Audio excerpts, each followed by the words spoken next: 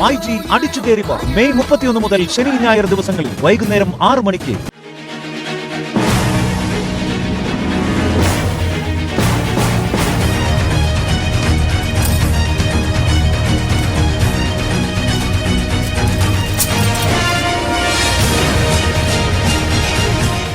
ഗോമതി ചേച്ചി, അയ്യോ മുത്തശ്ശി, എന്റെ ദൈവമേ ചതിച്ചോ? എന്താ മോളെ? ചേച്ചി വെള്ളം തീർന്നു പോയി. രക്ഷപ്പെട്ടു, ഞാൻ വിചാരിച്ച് പിടിച്ചെന്ന്. ചേച്ചി വേഗം ആവട്ടെ. ഇപ്പൊ അടിക്കാൻ മോളെ. ഈ കൊച്ചിന് കുളിക്കാൻ കണ്ട സമയം.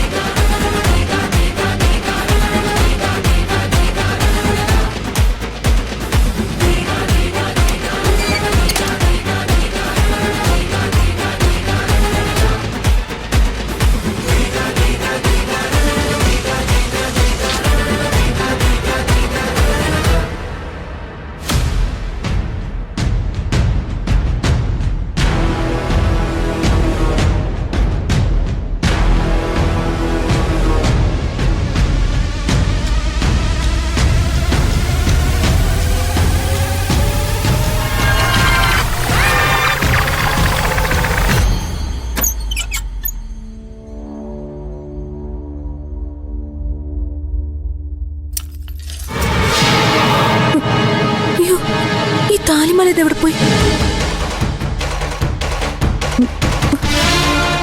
മുത്തശ്ശി, ഗോമതി ചേച്ചി.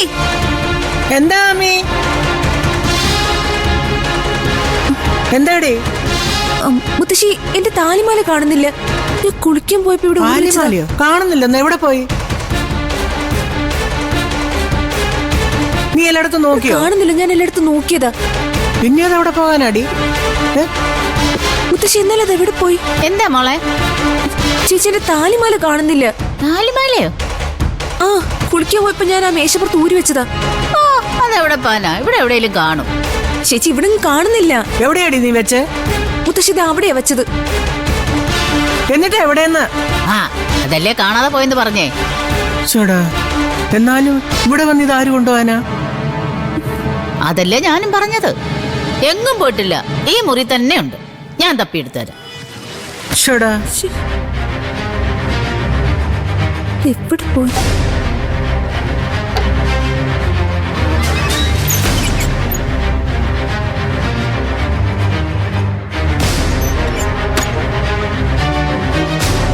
എന്നാലും ഈ മുറിയിലുണ്ണി ഉണ്ടാവില്ല. ഇത്ര നേരം നോക്കിയതല്ലേ. അത് വെപ്രാളം പിടിച്ച് നോക്കിട്ടാ. ഞങ്ങളിപ്പൊ നോക്കിയെടുത്തു തരാം, അല്ലേ അമ്മേ?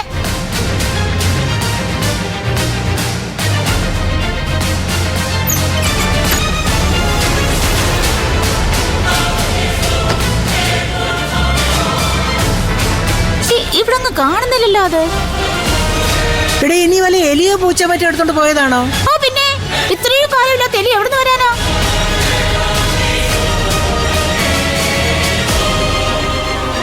അതെ, ഏതായാലും നമുക്ക് ഈ വീട് മുഴുവനും അങ്ങ് പരിശോധിച്ചേക്കാം. അല്ല, അമ്മ പറഞ്ഞതുപോലെ വല്ല എലിയോ പൂച്ച എടുത്തോണ്ട് പോയതാണെങ്കിൽ ഇവിടെ എവിടെയെങ്കിലും കാണുമല്ലോ. ബാ ബാമ്മ, എങ്ങോട്ട്? എന്താ മുത്തശ്ശി? ഓ, ഒന്നുമില്ല മോളെ. ഇവിടെ മാല കളഞ്ഞു പോയെന്ന്.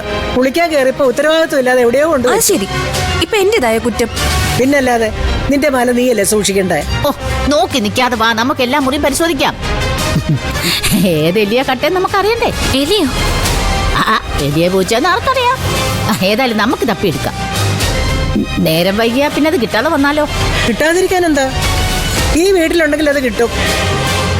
അല്ലാതെ പുറത്തുനിന്ന് ആരെടുത്തോണ്ട് പോകാനാ? അതെ അതെ, പുറത്തുനിന്ന് എന്തായാലും ആരും എടുക്കത്തില്ല. അതെന്താടി നീ ഒരുമാതിരി കൊമ്പും കുളത്തും വെച്ച് സംസാരിക്കുന്നത്? അല്ല, നമുക്കറിയില്ലല്ലോ എന്താ സംഭവിച്ചെന്ന്, അതുകൊണ്ട് പറഞ്ഞു പോയതാ. മറ്റേ കാലമല്ലേ, കഥ എങ്ങനെ കീഴ്മേൽ മറിയുമെന്ന് ആർക്കറിയാം. എന്തായാലും നമുക്ക് ഈ വീടിന്റെ ഓരോ മുറിയും പരിശോധിക്കണം. എന്താ ഇവിടെ? ആ മോനെ, ആമി കുളിക്കാൻ നേരം ഊരി വെച്ച മാല കാണുന്നില്ലടാ. ഇതല്ലേ? ആ ഇതല്ലേ മാല?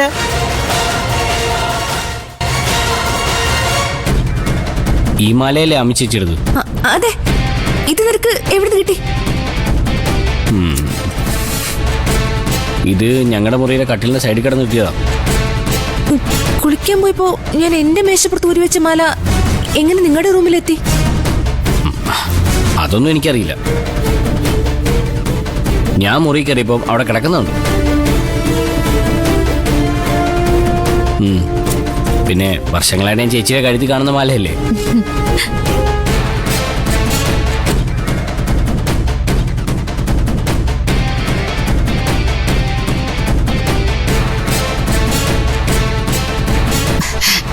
മോൾക്ക് ഓർമ്മയുണ്ടോ ഈ മാല വാങ്ങിയത് എന്നാന്ന്? മോള് 10ാം ക്ലാസ്സിൽ ഡിസ്റ്റൻഷൻ മാർക്ക് കിട്ടിയപ്പോ ഞാനും അമ്മയും കൂടെ ടൗണിലെ കടയിൽ പോയി വാങ്ങിയതാ. ഇപ്പൊ ഈ ഡിസൈൻ കിട്ടാൻ ഭയങ്കര പാടാ. എന്നാലും ഈ മാല എങ്ങനെയാ നിങ്ങളുടെ മുറി വന്നത്? ചിലപ്പോ ഞാൻ പറഞ്ഞില്ലേ, എലി കൊണ്ടിട്ടതായിരിക്കും. അല്ലാതെ തനിയെ പോകാൻ അതിന് കൈയും കാലും ഒന്നും ഇല്ലല്ലോ. ഏതായാലും മാല കിട്ടിയല്ലോ. ഇനിയിപ്പം നമ്മൾ എന്തിനാ വെറുതെ ആവശ്യമില്ലാത്ത ഓരോന്ന് പറയാൻ നിൽക്കുന്നേ? നിങ്ങൾ പോയി നിങ്ങളുടെ പണി നോക്ക് പിള്ളേരെ.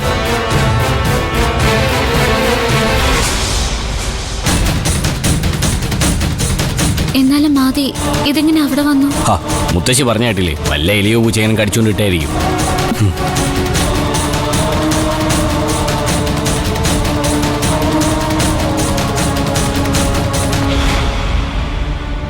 മുത്തശ്ശി, എന്താ അമ്മി? അല്ല, ഇത്രയും വലിയ മാല എടുത്തോണ്ട് പോയി ആ മുറിയിലിടാൻ ഏതെലിക്ക് എത്ര ആരോഗ്യം? ചേട്ടാ, ഇത് കൊള്ളാലോ. ഈ വീട്ടിലുള്ള എലിയുടെ പേരും നാളും ഒന്നും എനിക്ക് അറിഞ്ഞൂടാ. മുത്തശ്ശി എന്താ കളിയൊക്ക? പിന്നെ ഇതിനൊക്കെ ഞാൻ എന്താ മറുപടി പറയണ്ടേ? മാല ഏതായാലും കിട്ടിയല്ലോ, പ്രശ്നം തീർന്നില്ലേ? അതെങ്ങനെ തീരും? അതെന്താ തീർന്ന? നാളെ ഇതുപോലെ മറ്റെന്തെങ്കിലും കാണാതെ പോയിട്ട് തിരിച്ചു കിട്ടിയില്ലെങ്കിലോ?